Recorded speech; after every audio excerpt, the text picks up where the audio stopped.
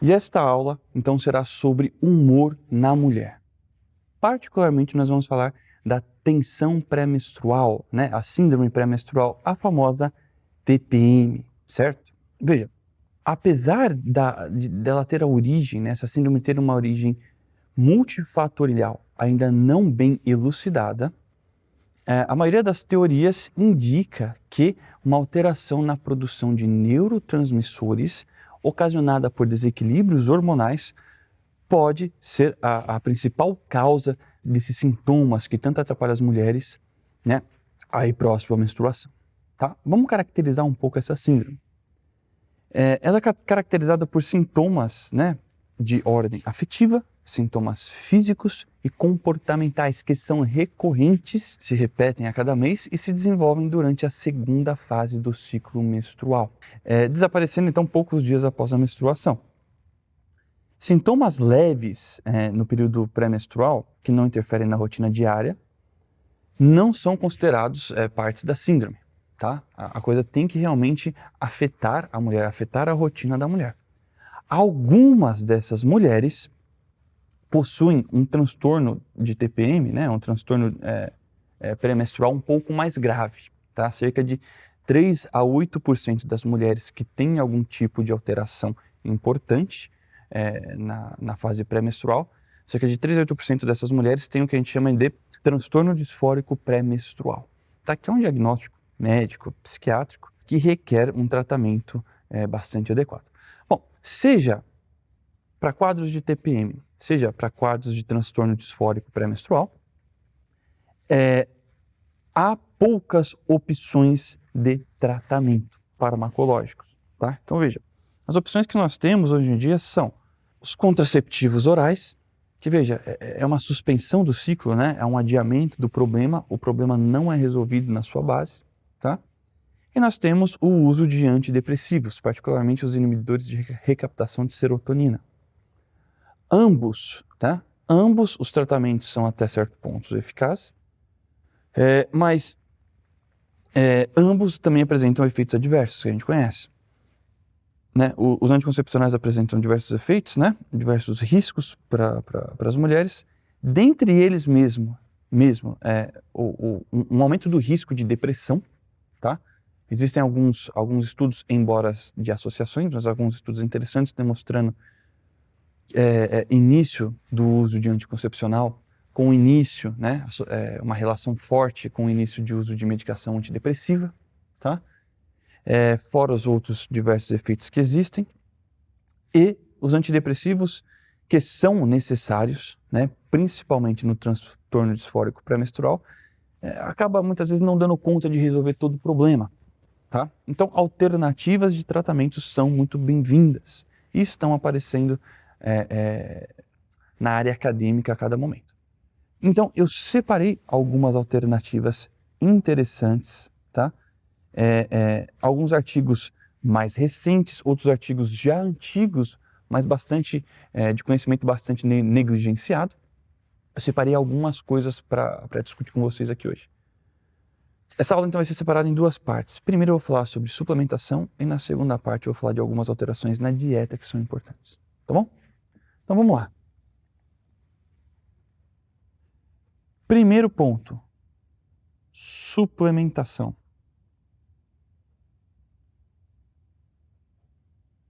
O primeiro grupo de suplementos que eu quero abordar aqui são as vitaminas do complexo B. Diversas vitaminas desse complexo podem ajudar no controle dos sintomas da síndrome pré-menstrual ou mesmo ajudar na base, na causa desse transtorno, que são as alterações hormonais. Tá? Só para explicar para vocês, né, de que alterações hormonais eu estou dizendo. A mulher, ela tem o seu ciclo, né? Se dá, de modo muito resumido, da seguinte forma. Na primeira fase do ciclo menstrual, o estrogênio predomina. Né? O estrogênio é produzido em maior quantidade e a ação dele deve predominar no organismo. Já na segunda fase do ciclo, após a ovulação, a progesterona deve predominar. O efeito dela deve predominar. que ocorre muitas vezes são condições onde a produção de estrogênio não diminui suficientemente ou aumenta demais nessa segunda fase do ciclo menstrual, ocasionando aí um certo desequilíbrio, tá? Dessa relação entre os hormônios, entre a progesterona e o estrogênio. E isto impacta de modo negativo a produção, por exemplo, de neurotransmissores, tá? Vou começar falando então da vitamina B6, para vocês terem ideia. A vitamina B6, como a gente viu lá na primeira aula, ela participa da síntese, da produção de diversos neurotransmissores, especialmente aí eu quero ressaltar a serotonina, né? Então a gente precisa de vitamina B6 em quantidade adequada e funcionando de modo adequado para ter uma boa produção de serotonina, aquele neurotransmissor associado com a felicidade, com o sentido da vida, uma sensação de preenchimento. O que acontece? O excesso de estrogênio, particularmente nessa segunda fase do ciclo menstrual, acaba interagindo com a vitamina B6 e impedindo a vitamina de ser um cofator enzimático na síntese de serotonina.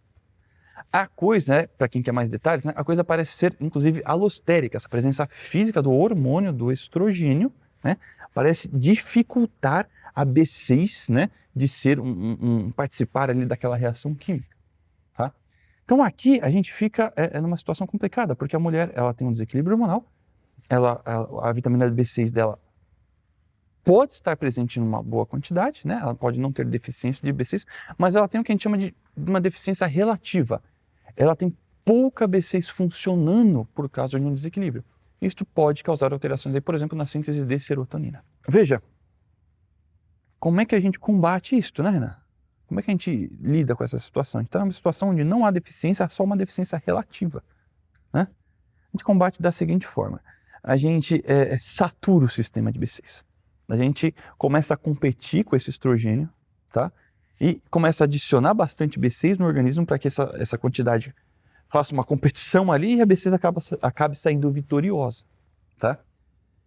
E veja, os artigos de B6 que vocês vão receber aí são artigos da década de 70. Desde a década de 70, essa hipótese já é discutida, tá? E a suplementação de B6 é feita em mulheres, em ensaios clínicos randomizados, com grupo placebo e tudo. Desde essa década já se demonstrou que a B6 realmente ela funciona. Na dose certa, uma dose suficiente para saturar o sistema, mas não tão alta para não causar toxicidade, porque o excesso de B6 pode causar alguns tipos de neuropatias, por exemplo. Na dose certa, a B6 ela pode sim restabelecer o humor da mulher e a principal hipótese é via, por exemplo, produção de serotonina. Tá? Vitamina B6, como que a gente deve suplementar? Já vou falar a dose, vou falando o suplemento e a dose em seguida, que eu vou falar de bastante coisa.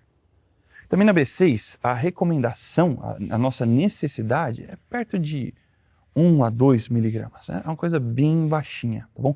É até muito difícil você ter deficiência de B6, porque a gente precisa de pouco e tem bastante B6 presente nos alimentos. Acontece que, para a gente conseguir saturar esse sistema e competir com o estrogênio, a dose indicada é de 50 miligramas. Então é muito comum no consultório prescrever, eu falar, eu vou te mandar a vitamina B6 que vai te ajudar nessa alteração de humor. A paciente não espera a prescrição, sai correndo na farmácia e compra qualquer B6 que vê pela frente. Fala, doutor, já comprei. Pois é, mas comprou na dose errada. Nessas B6 que a gente encontra em farmácia, geralmente tem 1, 2 miligramas. Eu estou falando que a dose precisa ser uma dose alta, tá? Uma dose de 50 miligramas, tá? Dose de 50 miligramas é uma dose bastante segura. Acima de 100, com o passar do tempo, o risco de neuropatias acontecerem começa a aumentar, tá? Então, 50 é a dose que a gente vai prescrever para os nossos pacientes que estão com alteração de humor, tá bom? Outras vitaminas do complexo B que são importantes. A já falada vitamina B12 e a vitamina B9 ou ácido fólico. Tá? Vejam, essas vitaminas aqui são particularmente importantes no processo de detoxificação hepática do estrogênio. O que é isso, Renan? Esse excesso de estrogênio, né, o nosso corpo ele tende a se livrar desse excesso. Tá? Por exemplo, pelo processo de detoxificação hepática. O fígado pega aquela molécula de estrogênio, né, quebra ela inteira e manda embora pela bile, por exemplo, né, enfim, dá um fim naquele excesso hormonal. Só que para fazer isso, ele precisa, né, de enzimas que também precisam de cofatores enzimáticos. Por exemplo, vitamina B12 e vitamina B9, que é o ácido fólico. Aqui a vitamina B12 a gente já discutiu como a gente avalia clinicamente ela. Na vitamina B9 você pode tanto dosar, né, o próprio ácido fólico, mas eu recomendo fortemente que a gente use aquilo que a gente discutiu na aula de B12, que é a dosagem de homocisteína. Tá? Se a dosagem de homocisteína estiver acima de 8, você suspeite que pode haver, né, deficiência ou quantitativa ou relativa dessas 3 vitaminas aqui do complexo B, vitamina B6, B12 e B9. A questão padrão lá no consultório é a seguinte, tem alteração de humor da TPM, está com homocisteína acima de 8, já suplementa tudo. Tá com alteração de humor, você já pode suplementar B6, sem fazer dosagem nenhuma, tá? Mas, se você tem a dosagem de homocisteína aí, você já pode suplementar todas as outras, tá bom? Vale a pena para ajudar o organismo, então, nesse processo de detoxificação do excesso de estrogênio. Então, são medidas que vão contribuir para o equilíbrio hormonal, que é a causa da TPM, tá? Outra vitamina do complexo B interessantíssima nessa fase aqui é a vitamina B1, ou tiamina. A vitamina B1, ela tem uma função muito particular na saúde dos nervos, né, dos neurônios, tá? Na saúde do nosso sistema nervoso como um todo, inclusive o sistema nervoso periférico. O excesso de cólica, né, as cólicas nesse período pré-menstrual, elas podem ser influenciadas, por exemplo, via suplementação de vitamina B1, via tiamina. Por quê? Porque via efeitos no sistema nervoso e regulação do tônus da musculatura do útero. Porque o útero, ele é uma musculatura, né? Quando essa musculatura contrai, né? Que a gente consegue, a mulher consegue expulsar, então, aquele endométrio que já se descamou. E é nesse processo de contração que se dá a dor, tá? Via suplementação de tiamina, vitamina B1, é possível a gente, né, de alguma forma, ajudar na regulação desse tônus muscular e a dor diminui, tá? Vocês vão receber as referências também do artigo da B1. A dose é de 100 miligramas por dia, tá? Aqui, sempre suplementa na forma metilada, tá? Que é metilcobalamina ou metilfolato. E veja, você tem que baixar a homocisteína. Você pode começar com doses de 15, né? Se a deficiência não estiver muito grave, de B12, com doses de 500 de B12 e 400 de ácido fólico. Você pode subir, tá? A coisa é um pouco mais de teste ali com o teu paciente. Bom, saindo do complexo B, eu vou falar sobre o magnésio. Também vai ter efeitos na regulação do humor via neurotransmissores, como a gente já discutiu lá na aula de ansiolíticos, tá? Então, é necessário você evitar a todo custo deficiência de magnésio nesses quadros, porque por todo o impacto, né, dessa alteração de neurotransmissores no humor da mulher. Mas também é o seguinte, o magnésio, ele tende a flutuar na circulação, tá? Ele tende a flutuar junto com o cálcio, tá? Eu vou até juntar o cálcio aqui, ó. Acontece a mesma coisa com ambos, com esses dois íons. A flutuação dos hormônios induz a uma flutuação da biodisponibilidade no sangue, tanto de magnésio quanto de cálcio. O resultado prático disto que é? São sintomas, por exemplo, de fadiga. Você precisa de magnésio em quantidades adequadas para a produção de energia pelas suas células. Você precisa de cálcio adequado para ter contração muscular adequada, para ter tônus muscular adequado. Tá? Se eles ficam flutuando, e isso acontece nas mulheres quando há esse desequilíbrio hormonal, né, a mulher passa por fases de intensa fadiga, intenso cansaço perto da menstruação, tá bom? Vale a pena suplementar ambos, se isso ocorrer. Vale a pena aqui ressaltar também que o magnésio ele também age no processo de detoxificação do estrogênio. Tá? Então o magnésio está em todas, né? Ele melhora o humor, ele pode melhorar a fadiga, ele melhora a causa da TPM, tá bom? Enquanto o cálcio também vai influenciar de modo benéfico nas cólicas menstruais, justamente porque, né, o cálcio participa do processo de contração da musculatura. Tá? Então, níveis adequados de cálcio podem contribuir aí para a regulação da contração do útero da mulher e melhorar as cólicas, tá bom? Dose de magnésio, como explicado, 300 mg de magnésio elementar, geral, para todo mundo. E o cálcio você pode suplementar aí, né, os estudos indicam de 500 a 1.500. Tá bom? Eu não acho que precise de tanto, mas essas são as doses encontradas nos estudos, tá certo? Próximo suplemento. Vitamina E. A vitamina E, ela é importantíssima para a detoxificação hepática dos estrogênios. Mais um nutriente é importante para que algumas reações químicas ocorram, né? E que não haja excesso de alguns hormônios, desequilíbrios hormonais, tá bom? A vitamina E, a suplementação dela está associada à melhora tanto do humor como de cólicas, porque a vitamina E ela possui uma ação anti-inflamatória, antioxidante importante, tá? Ela é uma das minhas favoritas na clínica para a regulação dos sintomas de alteração, de alteração de humor e de cólicas na fase pré-menstrual. A suplementação dela, os estudos usam de 100 a 400 UI. Eu particularmente gosto de trabalhar na dose de 400, tá? Mas estudos citam efeitos benéficos já com doses de 100, tá bom?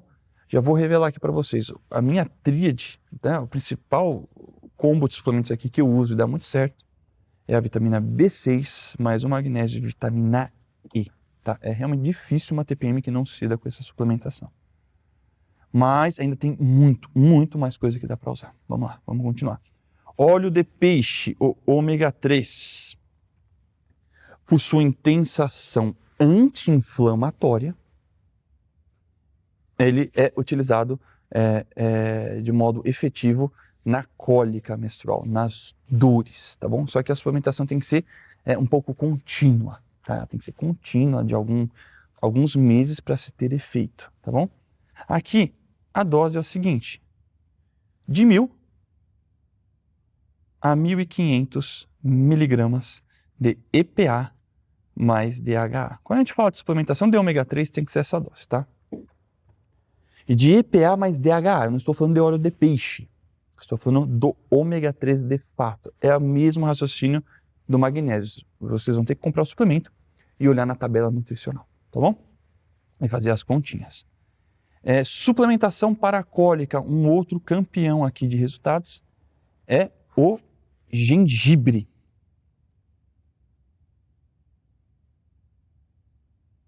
O gengibre, tá? Que pode ser utilizado. Você pode utilizar na forma de chá, você pode utilizar na forma em pó, tá bom? Você pode utilizar na forma de extrato. Em geral, perto da menstruação, uns 7 dias antes, reduz bastante as cólicas e as dores de cabeça desta fase, tá? O gengibre é um clássico, por exemplo, para enxaqueca também, e ajuda na enxaqueca nessa fase. O magnésio também ajuda na enxaqueca nessa fase, tá bom? O gengibre, então, você pode usar de diversas maneiras. Você pode fazer chá, você pode usar doses de extrato, no extrato você pode começar com 100 miligramas, você pode usar em pó, uma meia colher aí de sobremesa, por exemplo, uma colher de chá, tá bom? E por fim, a gente termina essa parte de suplementação, o Vitex Anhos Castos, que é um fitoterápico. Quando a coisa está muito grave, você vai para o Vitex, tá? Porque o Vitex, assim, ele é o fitoterápico, ele é o principal suplemento no combate da TPM, ele age em todos os sintomas e age também na regulação do desequilíbrio hormonal que causa a TPM, tá? O Vitex ganhos casos, ele afeta muito o nosso sistema nervoso central, diversos neurotransmissores, ele tem uma ação dopaminérgica muito grande, então ele chega a melhorar a dopamina, então melhora bastante o humor da mulher, ele é bastante anti-inflamatório, ele diminui vias de dor, tá bom? Além de regular o equilíbrio hormonal, tá? Doses aí é bastante elástica a dose, tá? Mas os estudos mostram que doses entre 30 a 300 miligramas funcionam, tá? Eu gosto de doses um pouquinho mais altas de Vintex, tá bom? Mas é particular, tá certo? Só com isso daqui, só com essas suplementações, você já tem um ferramental enorme para a melhora da saúde das suas pacientes como um todo, tá bom? Mas eu também quero adicionar algumas questões dietéticas, tá bom? Alguns cuidados na alimentação que vão ajudar a regular principalmente a causa da TPM, que são esses desequilíbrios hormonais, tá? Bom, prestem atenção. O excesso de carboidratos, né? Carboidrato é bom para dormir de noite, mas o excesso de carboidrato pode favorecer o desequilíbrio hormonal. Porque a insulina, né, que ocorre via consumo de carboidrato, o pico de insulina, o aumento da insulina que ocorre via a ingestão de carboidratos, estimula a expressão de uma enzima chamada de aromatase. O que a aromatase faz? Ela converte testosterona em estrogênio. Tá? Ela pega lá a sua testosterona, então a mulher ela produz testosterona, tá? Para produzir estrogênio, ela produz primeiro a testosterona e depois converte em estrogênio. Só que na presença de um excesso de carboidrato, na presença de hiperinsulinemia, uma insulina cronicamente elevada, essa aromatase passa a ser mais expressada pelo organismo da mulher, e então começa a haver uma conversão que não estava prevista ali, né? Um excesso de conversão de testosterona e estrógeno. Isto é a receita de bolo para o desequilíbrio hormonal. Então você imagina a mulher que está lá precisando de serotonina, né? Ela está irritada, está precisando de serotonina. Ela vai lá, começa a comer carboidrato. E como eu expliquei na aula de melatonina, né? O excesso de carboidrato favorece a entrada do triptofano no sistema nervoso central. E no sistema nervoso central você produz serotonina a partir de triptofano. É por isso que a mulher não resiste, né, ao chocolatinho nessa fase. Só que o que acontece? Ela começa a comer esse carboidrato, esse açúcar em excesso, para amenizar a alteração de humor, só que ela piora o desequilíbrio hormonal. Ela entra num ciclo vicioso, tá? De piora do quadro dela, tá bom? Então, tem que ficar esperto, tem que ajustar a ingestão de carboidrato. Uma low carb aqui pode ser útil, cada caso vai ter que ser avaliado com calma, tá? Não necessariamente é necessário cortar todo o carboidrato, mas adequar ele na quantidade certa para você, né? De acordo com a tua atividade física, etc, etc. Outro ponto importante são as fibras na alimentação. Além das fibras diminuírem o pico da glicemia induzida pelo consumo de carboidrato, as fibras também têm um aspecto interessante na diminuição do estrogênio circulante, isto é, ela ajuda de certa forma na detoxificação hepática do estrogênio. Como? Como eu disse, o estrogênio, o fígado então pega esse excesso de estrogênio, metaboliza, né, e joga esse lixo via bile, tá?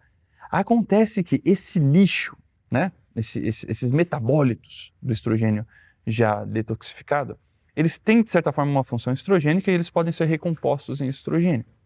E quando eles saem na bile, se eles não seguirem o caminho, né, das fezes e da evacuação, essa bile ela pode ser reabsorvida. Se ela for reabsorvida, o que acontece? O desequilíbrio pode ser alimentado, né, por aquele metabólito que pode ser reconvertido em estrogênio, de modo resumido. Tá? O que as fibras fazem? Né? O que as fibras conseguem fazer aí? Elas diminuem esta reabsorção da bile. Tá? Principalmente a fibras do tipo psyllium. Né? O psyllium é um clássico, é um tipo de fibra clássico, fitoterápico. É um tipo de fibra que tem uma capacidade de formação de géis. Tá? Nessa formação de géis, esse tipo de fibra começa a reter esses sais biliares. Esses sais biliares não reabsorvidos, né? Você consegue otimizar, né? Vamos colocar assim, você consegue otimizar a detoxificação hepática de estrogênio que está ocorrendo, tá bom? Então as fibras aí podem ajudar.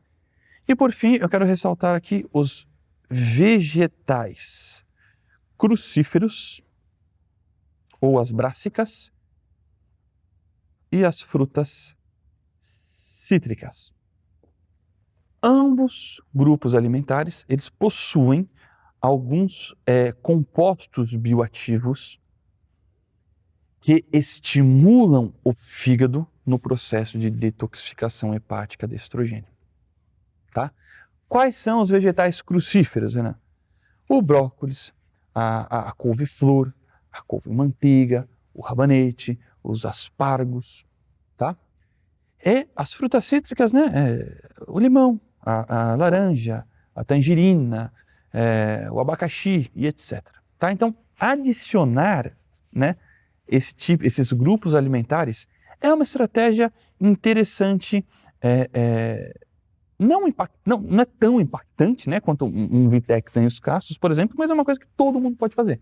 Tá? São pequenas alterações dietéticas, então, que eu ressalto aqui para vocês, que podem contribuir para o equilíbrio hormonal, que é, vejam só, a causa da TPM. Tá? Nós não estamos aqui como um anticoncepcional, só tampando só o copo a peneira. Nós estamos aqui tentando resolver a causa, ajudando a resolver a causa da TPM. Tá? Associado a isso, evidentemente, o estilo de vida mais saudável vai ajudar, então, perda de peso, atividade física, boa qualidade de sono, tá bom? Mas, enfim, já são aí bastante coisa que vocês podem colocar em prática na rotina das suas pacientes, tá bom? Então, de modo resumido, eu comentei da suplementação, tá? Diversos suplementos. Falei das vitaminas do complexo B, que vão ajudar desde o processo de detoxificação, que que vai ajudar no equilíbrio hormonal, até variação de humor e cólicas, tá bom? Vitamina B6, B12, B9 e B1. Falei do magnésio e do cálcio. Magnésio, humor, fadiga, enxaqueca, o cálcio, cansaço, cólicas, tá bom? Vitamina E vai ajudar no desequilíbrio hormonal e também de modo bastante expressivo nas cólicas. Ômega 3, ação anti-inflamatória, ajuda nas cólicas. Gengibre, idem, né, com uma ação benéfica aí na enxaqueca também. E o Vitex Anhos Castos, que é o grande fitoterápico, que ajuda aí em diversas frentes na TPM, tá bom?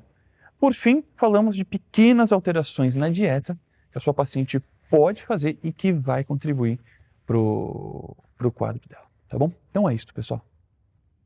Renan, eu acho absolutamente importante a gente falar desse tema da TPM, né? Primeiro, pela prevalência. Então, a TPM sozinha, né, ela acomete até 80% das mulheres em período fértil, né? O que é um número muito expressivo que equivale a dizer que a totalidade das mulheres tem algum dos sintomas da tensão pré-menstrual. Acho que vale a pena só a gente, né, formar os terapeutas que estão ouvindo a gente que existe uma diferença entre a TPM e a TDPM. A TPM é esse transtorno pré-menstrual que vem carregado de repente, um inchaço, uma dor de cabeça, uma labilidade emocional discreta, mas que não chega a ser incapacitante, tá? Então, essa é a TPM que acomete até 80% das mulheres. Aquela síndrome da disforia pré-menstrual, né, o transtorno da disforia pré-menstrual, a TDPM, essa é um pouco diferente, mas chega a cometer 10% das mulheres, o que também é um número muito expressivo. Então, até 10% das mulheres em idade fértil sofrem de TDPM, que é aquela clássica síndrome que corre com incapacidade, né, laboral, de relacionamento. Então, que a gente vê algumas mulheres com uma dor tão profunda, tão poderosa que acabam precisando faltar ao trabalho, ou com uma labilidade emocional tão acentuada que muitas vezes não conseguem sair da cama, se trancam em casa, choram, né, de modo bastante incontrolado até. Isso faz parte da síndrome da disforia pré-menstrual, existe uma diferença entre elas, né? Muitas vezes a síndrome da disforia pré-menstrual, essa sim precisa ser medicada, né, com antidepressivo muitas vezes. E aqui, né, tem duas formas de fazer isso. A gente pode fazer nos 15 dias do mês, né, que antecedem o período menstrual, E aí, uma vez que a mulher menstrua, os sintomas cessam, a gente encerra a medicação e retorna, né, 15 dias depois. É um jeito. Ou, né, a gente deixa a mulher medicada dependendo da gravidade, né? Isso para TDPM, para disforia pré-menstrual, que é essa grave que cursa com incapacidade laboral, com uma labilidade emocional muito intensa, né? Então, muitas pessoas mudam, inclusive, o que o leigo chamaria de personalidade, não é isso, mas a pessoa fica irreconhecível, né? Agora, a síndrome pré-menstrual, o transtorno pré-menstrual, que é a famosa TPM, que acomete quase que a totalidade das mulheres, até 80%, essas podem ser amplamente abordadas com outras estratégias que não só a farmacológica, como você bem apontou, mudança de qualidade de vida, dieta e todos esses compostos que você indicou pra gente, né? Então, a gente já tinha discutido isso, eu queria que você pudesse falar, só para complementar o conteúdo da aula, sobre o óleo de prímula, que eu sei que você usa também na sua prática. Tem como, né, a gente dar uma amarrada, né, que é mais um recurso que a gente pode utilizar aí para abordagem da mulher com transtorno pré-menstrual? Sem dúvida. O óleo de prímula, ele é um óleo rico em ômega 6, mas é um ômega 6 diferente. É um ômega 6 que é muito parecido com o ômega 3, ele se comporta como um ômega 3. E assim como o ômega 3 citado, né, na aula, ele possui uma intensa ação anti-inflamatória. E em paralelo a isso, parece ocorrer também uma melhora de humor, uma melhora de todo o desequilíbrio hormonal que causa TPM através da utilização do óleo de prímula. Diferente do ômega 3, que você tem que usar assim de modo contínuo durante alguns meses para ter o resultado, o óleo de prímula você pode usar de modo quase pontual, né? Cerca de 7 a 15 dias antes do ciclo, você não precisa nem usar um mês inteiro, né? De 7 a 15 dias antes da menstruação, a mulher pode começar a usar uma dose de 500 miligramas, por exemplo, e já tem um efeito benéfico na menstruação seguinte, né? Então ela pode usar de modo intermitente, vamos colocar assim, né? É um suplemento parecido com o ômega 3, só que tem essa vantagem, né? Ela pode usar de modo intermitente e que tem estudos bastante interessantes. Acho que vale a pena a gente pontuar também, né, Renan, que o que seria terrível, né, algum terapeuta imaginar que o transtorno pré-menstrual é algo que está ali no campo, talvez da somatização ou no campo de algo puramente psicológico, por assim dizer, o que poderia dificultar a abordagem da paciente, se o terapeuta mesmo não está convencido de que isso tem uma causa orgânica também, né? Então, a gente sabe, né, que existe, do ponto de vista da neuroplasticidade cerebral, uma relação muito direta entre o estrogênio e a formação de dendritos, né? Então, a gente tem os nossos neurônios, e esses neurônios têm aqueles cabelinhos, aquelas ramificações que a gente lembra lá da aula de biologia, e ali nesses dendritos, muitas vezes são produzidos neurotransmissores, né? O que acontece é que o estrogênio ele tem uma característica tóxica para os dendritos. Então, quando vai subindo o estrogênio, esses dendritos eles tendem a diminuir. E se a gente lembra também do ciclo hormonal pré-menstrual, existe uma subida de estrogênio e depois uma queda brusca de estrogênio que leva até a menstruação. E quando ocorre essa queda, tem uma melhora dos sintomas também da mulher, né? Então, existe essa dinâmica. A cabeça, né, o cérebro, por assim dizer, o sistema nervoso central feminino, ele é diferente do masculino, justamente por esse crescer e diminuir dos dendritos, né? Ao passo que o homem tem o seu sistema nervoso central, do ponto de vista biológico, sem sofrer essas alterações cíclicas, né, que não tem a ver, o homem não tem variação hormonal grave ou brusca, né, cíclica, e a mulher tem. Então, na mulher aparece essa alteração do humor que é orgânica, né? Não estou excluindo aqui outras causas, por assim dizer, psíquicas, né? Mas a causa orgânica ela é muito profunda. O que também acontece na depressão pós-parto, né? Então, a mulher ela tem ali um nível de hormônio que vem estável ao longo de toda a gestação, né? Ela não menstrua, né? Está estável ao longo de toda a gestação, o hormônio mantendo ali, através do corpo lúteo, etc., vai mantendo a vida intrauterina do bebê e com o parto, todos aqueles anexos eles saem e a mulher, né, tem uma queda, né? Ela sofre uma queda brusca de hormônio. Então, aparece a depressão pós-parto em muitas mulheres.